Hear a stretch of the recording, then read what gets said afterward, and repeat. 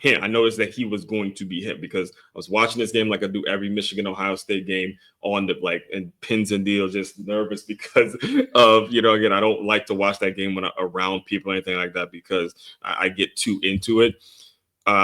This was the play in which I said, okay, this kid is him. This kid is going to be special. Watch it. Boom. Gets it out of there. Do you understand how huge that is? There it is again. I'll show you. Yeah. Oh, yeah. It was. Yeah. See, so. So it was CJ Stroud. Yeah, I couldn't remember. So it was CJ Stroud. Right. It was CJ Stroud. Yeah, it was CJ Stroud. I remember. Right. It's coming back because the year before CJ, it was CJ Stroud, and then I think he came back for another year. So this is CJ. So again, this is CJ Stroud. And he's throwing to a tight end. He's throwing to a tight end that is going to put it within a one-score game. Get out of here. Let's go. Get out of it. That is effort, folks. That is effort. Right? Because when it comes to the culture change, like I just read you guys his draft, his scouting report and his draft status and all that, it was the next year. It was the next year in which we had to Ohio State again.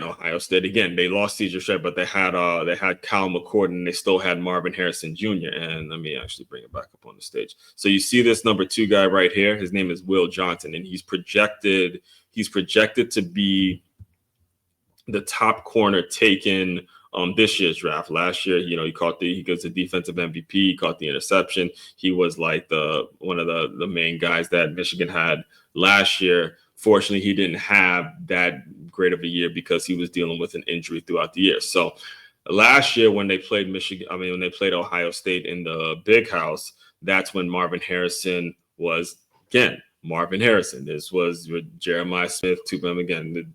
You can say what you want about LSU and them being wide receiver U. I think Ohio State fans will have a lot to say about LSU being wide receiver U when you're talking about the kind of names, the kind of receivers that are coming out of the Ohio State University. If you're talking about wide receiver U, and again, I get y'all got, y'all are Justin Jefferson and Jamar Chase and Malik Neighbors. I get LSU can name drop when we're talking about wide receivers and OBJ, but Ohio State they got receivers too. And I'm not here to have that conversation. I personally am not a big fan of all the hype that wide receivers get because of what I just told you before. So I will take all the other positions. If I was running my own team, I'm taking all the other positions, making sure those other positions are legit. And then I'll bring in the receivers. Then I'll think about the wide receivers. That's just me. So, but anyway, if you go back to last year's game, and I'll see if I can pull it up here. But if you go back to last year's game when Ohio State came to the Big House, it was his responsibility. The game started out right there. Number 2 was shadowing Marvin Harrison Jr. all over the field. Right now, he goes down, and Mikey Sainer still steps up. In fact, let me see if I can pull this up real quick because Charles Woodson is the one who pointed this out. I'm pretty sure it's up. Let's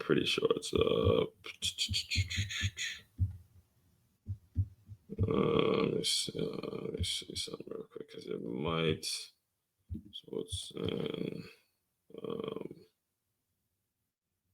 Fox Big Noon Kickoff.